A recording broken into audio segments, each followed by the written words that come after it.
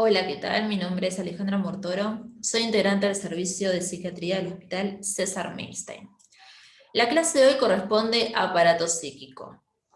Primero, comencemos por entender de qué se trata la estructura psíquica, la cual fue descrita hace un siglo atrás por el neurólogo creador del psicoanálisis, Freud. Esto ocurrió cuando la neurobiología únicamente podía observar y por ende estudiar al cerebro humano a través de autopsias. Luego, con el surgimiento de la tomografía computada, nos permitió observar al cerebro en imágenes, lo cual significó una importante revolución en relación a la observación y por ende al conocimiento del mismo. Esto resulta imposible a través, por ejemplo, de otro estudio por imagen, la radiografía simple, debido a que se trata de un órgano que es blando y homogéneo. Posteriormente, con el surgimiento de la resonancia magnética y la tomografía por emisión de positrones, nos permitieron ver no solo la estructura, sino además el funcionamiento químico y las conexiones del cerebro, ya que estos estudios por imágenes realizan visualizaciones anatómicas, tanto funcionales como moleculares, y además lo hacen de un modo que es mucho más preciso. Entonces, la conjunción, por un lado, de estudios por imágenes, el estudio del genoma humano, más la biología molecular, constituyen la base de los mecanismos biológicos que complementan lo descrito por Freud hace justamente un siglo atrás. Ahora bien, hay un sector importante para el estudio del cerebro y sus funciones, que es la corteza cerebral. Ese sector más complejo, el último sector en desarrollarse, y es único y propio de la especie humana. Aquí tenemos visualizado de forma esquemática y visual todo lo que fue explicado anteriormente. Seguimos. Y ahora pasemos a explicar cómo está compuesto el aparato psíquico. Se divide en distintas tópicas, específicamente en 2 tópicas. Ahora bien, ¿qué se entiende por este concepto? ¿Qué es una tópica? Es una teoría o punto de vista que nos permite diferenciar al aparato psíquico en sistemas. Estos sistemas presentan características y funciones que les son propias y que guardan un determinado orden entre sí.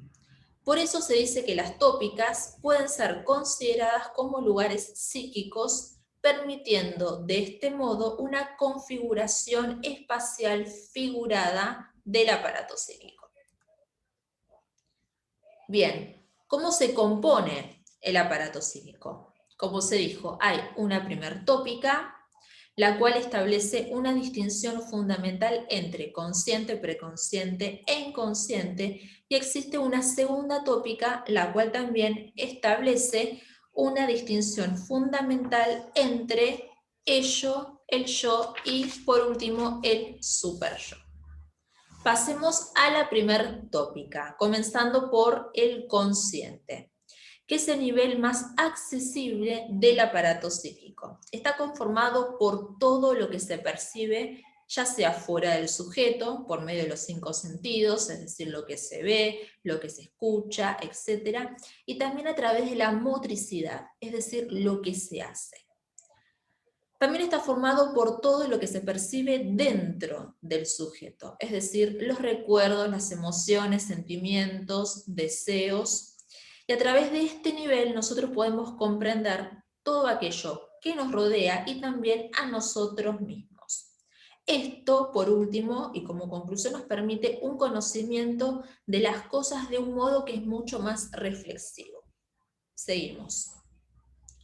Este nivel va a respetar el principio de realidad, es decir, que se va a adaptar al contexto actual y puede postergar el deseo y diferirlo para más adelante si no puede ser llevado a cabo en el aquí y en el ahora. Si bien este nivel va a intentar satisfacer al deseo, también va a aceptar las prohibiciones del medio circundante. Para entender un poco más este último punto, esta última cuestión, por ejemplo, si yo deseo un helado ahora, puedo postergar este deseo hasta terminar de almorzar. Y también este nivel va a respetar la lógica de la realidad, es decir, se va a adaptar al medio circundante y a los códigos del lenguaje literal. Recalcando esto último, lo literal. El contenido de este nivel no presenta significados ocultos. Son lo que son sin su mensaje. Los contenidos del consciente no presentan submensajes. Pasemos ahora al segundo nivel de la primera tópica, que es el preconsciente. Ese nivel que está más cercano al anterior, al consciente, y mantienen cierta movilidad entre sí. ¿Qué quiere decir esto último? Que el contenido de este nivel, vivencias, pensamientos, fantasías, sentimientos, pueden ingresar al consciente. Para aclarar esta última cuestión, el contenido del preconsciente puede ser olvidado por el consciente, pero cuando necesitamos recordar ese contenido, el consciente activa mecanismos de búsqueda cuando lo desea, y el preconsciente lleva esa información y así aflora a la conciencia, es decir, en el aquí y en el ahora. A diferencia del segundo nivel, del tercer nivel, el inconsciente, en este nivel, en el preconsciente, los contenidos no se van a encontrar reprimidos. Ya se explicó que existe cierta movilidad entre lo que es el consciente y el preconsciente. Pero algunas experiencias emocionales negativas, por ejemplo algún evento traumático, pueden permanecer en el preconsciente y por su importante e intensa carga afectiva negativa, pasan a ser reprimidos y enviados al inconsciente. Por lo cual, dicho contenido, al no estar presente en el preconsciente, no puede darse esa movilidad entre el preconsciente y el consciente, permaneciendo de esta forma reprimidos en el inconsciente. Ahora vamos a explicar el tercer nivel, el inconsciente. El contenido de este nivel: emociones, sentimientos, vivencias, conflictos, deseos, ideas, se encuentran reprimidos, ya que por su importante carga afectiva producen displacer y sufrimiento a la persona cuando los hace consciente y cuando los recuerda. Por eso quedan reprimidos y quedan ocultos en este nivel.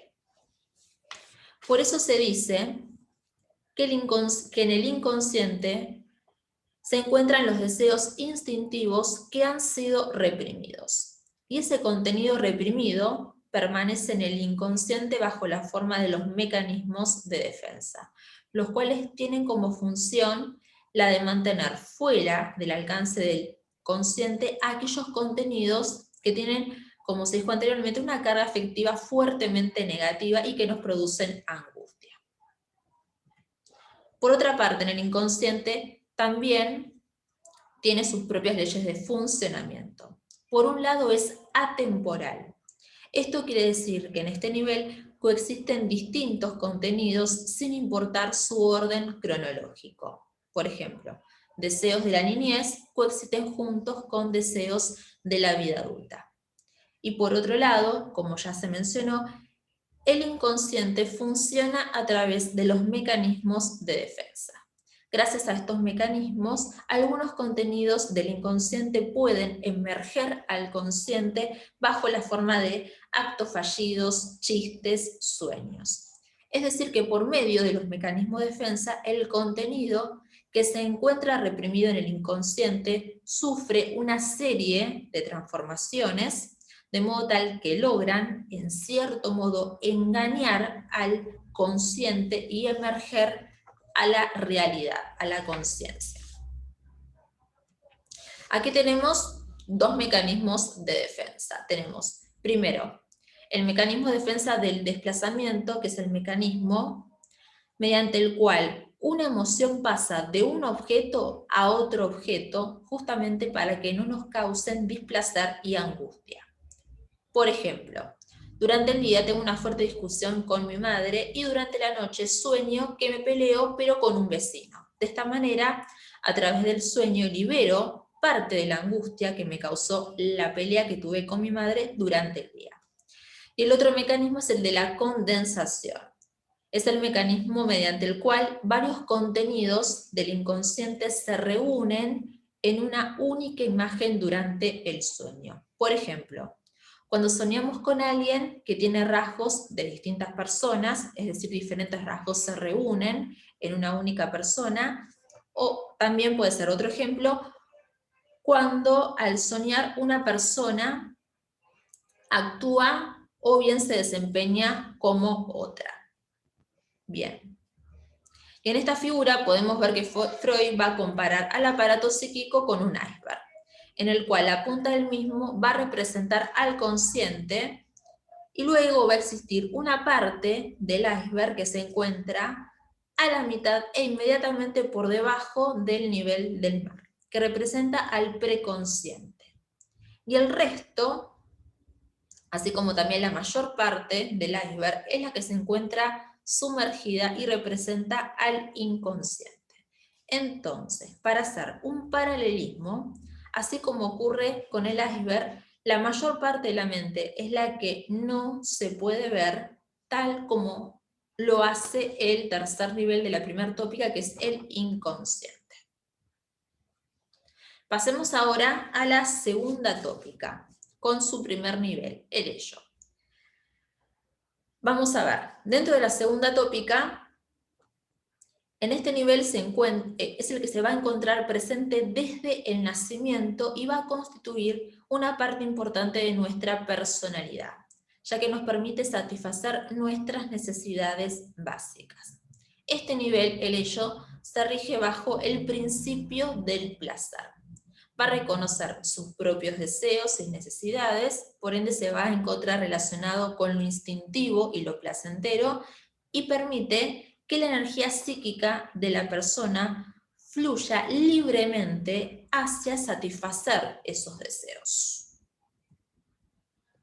Y pretende satisfacer justamente esos deseos y necesidades sin importar las condiciones del contexto en el cual nosotros nos encontramos. Su objetivo es lograr la satisfacción y evitar el displacer.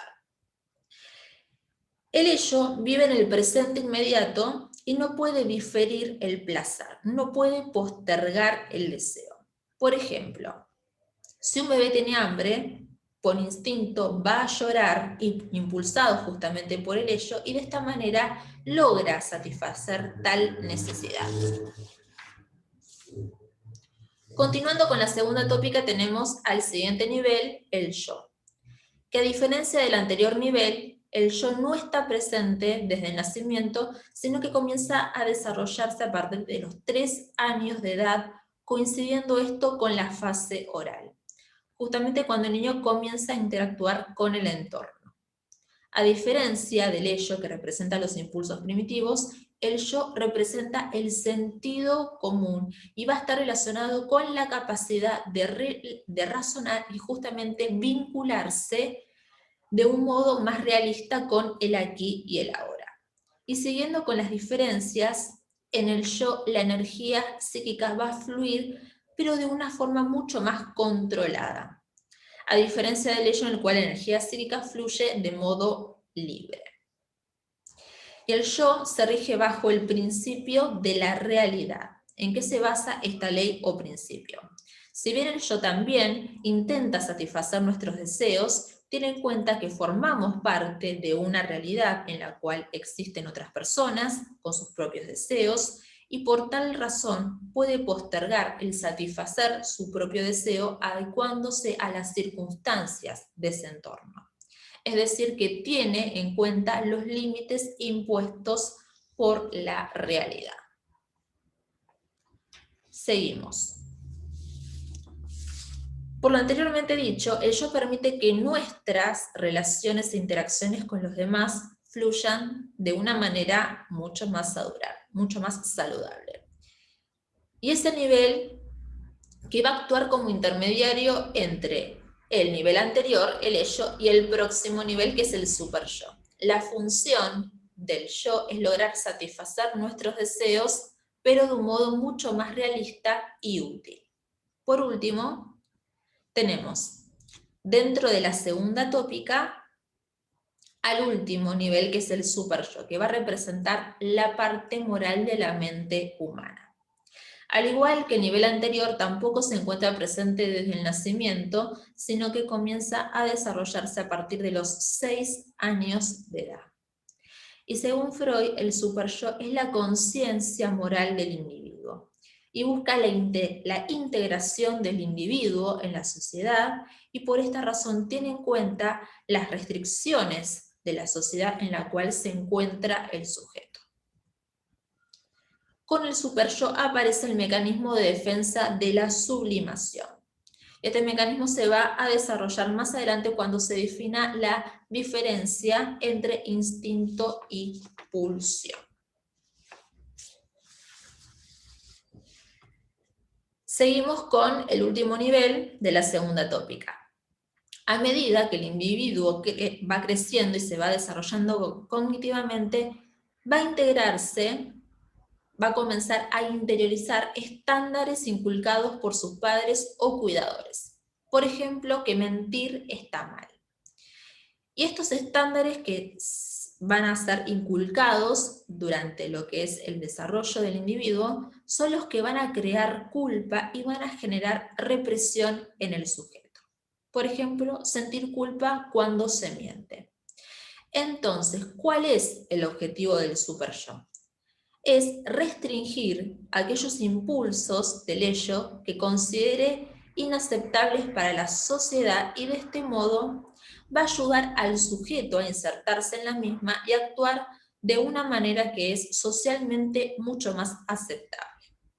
Y un ejemplo para entender este nivel de la segunda tópica: por ejemplo, si un niño se enoja con un compañero de la escuela, el superyo, este nivel, va a ser el encargado de hacerle entender que una reacción violenta a tal enojo no es la solución correcta.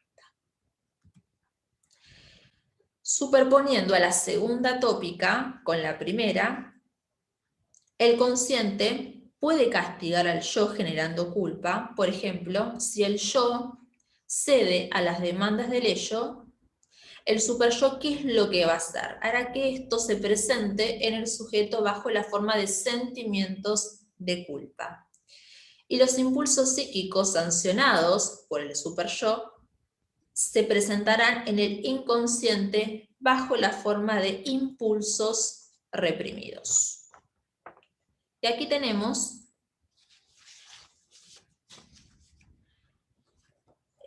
una ilustración de lo que es la segunda tópica. Se encuentra el yo, que está regido, como se dijo anteriormente, por el principio del placer, el yo, regido por el principio de la realidad, y el superyo, que representa la parte moral. Repasando, el ello va a representar la pulsión y busca la satisfacción, recuerden, en el aquí y ahora, la satisfacción inmediata de nuestros deseos. El yo representa la razón y busca satisfacer también nuestros deseos, pero de un modo que es mucho más realista. Y por último, el superyo, que representa nuestra parte moral. Y como conclusión, el yo va a actuar como mediador entre los impulsos del ello y las demandas del superyo. Muy bien.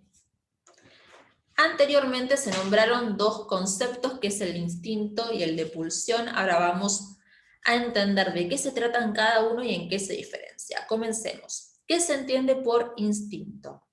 Va a ser aquello que nos permite saber cómo debemos actuar ante una determinada situación sin haberlo aprendido previamente. ¿Para qué? Para poder sobrevivir o bien evitar el peligro. Es decir, que está relacionado justamente con la supervivencia del ser humano. El instinto nos lleva a buscar y a alcanzar un objeto determinado y de esta manera obtener satisfacción. ¿Y cuáles van a ser los instintos? Se encuentran, son 5, que es la regla de las 5 C: correr, comer, combatir, copular y el control térmico conductual. Es decir, por ejemplo, abrigarnos cuando sentimos frío. Y es un concepto, como se encuentra en la filmina, es un concepto que es estático y que está determinado genéticamente. Nosotros sabemos cómo tenemos que actuar ante una determinada circunstancia sin haberlo aprendido previamente. En contrapartida está el concepto de pulsión, que es aquel impulso que se va a originar a partir de un estado de tensión corporal, el cual a su vez va a originar una energía psíquica intensa, que esta energía va a redirigir nuestro accionar hacia un determinado fin. ¿Con qué objeto? Justamente con el objetivo de poder calmar total o al menos parcialmente ese estado de tensión corporal. Y se puede subliminar la pulsión. Recuerden que nos había quedado pendiente definir ese mecanismo de defensa, la sublimación. ¿Qué significa que se puede sublimar? Es decir, se puede canalizar esa energía psíquica intensa desde el territorio del deseo hacia un territorio que sea social y culturalmente más viable y aceptable. Un ejemplo para entender este concepto.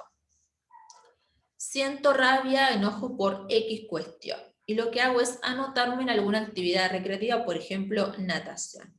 Es decir, se va a utilizar esa energía psíquica intensa de modo constructivo y no de un modo destructivo, para de este modo calmar parcialmente o totalmente ese estado de tensión corporal que originó esa energía psíquica intensa que de alguna manera tengo que canalizar.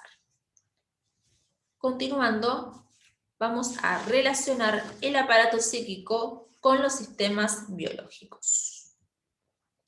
Tenemos al ello, que es un nivel inconsciente pulsional, y cuál va a ser la estructura cerebral que está implicada con este nivel, con el ello. Es el sistema límbico, que está relacionado con los fenómenos instintivos.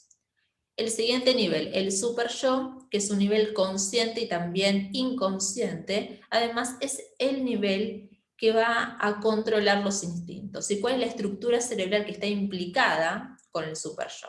Es el lóbulo prefrontal. La lesión de este sector va a hacer que se libere la conducta pulsional. Y por último, el último nivel, también consciente e inconsciente, el yo. Como se dijo, es el nivel negociador entre las pulsiones, el ello, y el control de las pulsiones, el superyo. ¿Y cuál es la estructura cerebral que está implicada con este nivel? Es el tálamo. El tálamo, ¿qué función va a tener? La de filtrar toda la información que ingresa a través del aparato del ascenso-percepción y va a controlar el arribo de esta información a la conciencia, a la realidad. Pasemos ahora a otro concepto, que es el de series complementarias, que es un concepto clave que interviene en nuestro aparato psíquico y es importante para el desarrollo de la personalidad. A este concepto clave, Freud lo describe justamente como series complementarias y nos permiten responder a interrogantes tales como ¿por qué una persona es como es? ¿Por qué alguien tiene tal personalidad? La personalidad singular y única para cada individuo es el resultado de 3 grupos de causas, es decir, de 3 series complementarias. Pasemos a la primera. La primera serie complementaria es innata, es decir, que está determinada genéticamente. La segunda está determinada por experiencias que ocurren durante la infancia. ¿Y cuál es la estructura cerebral implicada en la segunda serie complementaria? El hipocampo. Ahora bien, ¿qué sucede en los primeros años de vida, en los 2-3 primeros años de vida del sujeto? En esta estructura cerebral existe una importante actividad de replicación celular, pero poca sinapsis. Tenemos muchas neuronas, pero están poco conectadas.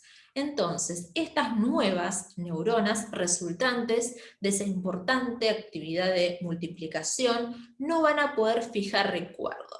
Y es por eso que durante los primeros años de vida nosotros no recordamos casi nada. No obstante, por más que ocurra esto, de todos modos la información que recibimos durante ese tiempo va a influir de forma importante en lo que es la constitución de la personalidad. Y por último tenemos a la tercera serie complementaria, que está determinada por eventos socioambientales. Es decir, determinados factores externos, por ejemplo, viajar, recibirse, casarse, divorciarse, pérdida de algún ser querido, que va a actuar como estímulos y producen en nosotros una conducta que nos va a poder permitir adaptarnos de distinta manera a diferentes situaciones que ocurren en nuestro entorno. Y a partir de la última serie complementaria, un psiquiatra y un neurocientífico, Kandel, explica el siguiente fenómeno que observó en animales. Ante una injuria, se van a comenzar a activar genes que previamente se encontraban silenciados, y esta activación genética con su ulterior síntesis proteica culmina en cambios en la conducta animal. ¿Qué concluye justamente Kandel? Que el medio ambiente puede modificar al cerebro, causando cambios hasta en las conductas más inconscientes. Bueno, aquí finaliza la clase de aparato psíquico. Espero que se hayan comprendido todos los conceptos y ante cualquier duda estamos en contacto. Muchas gracias.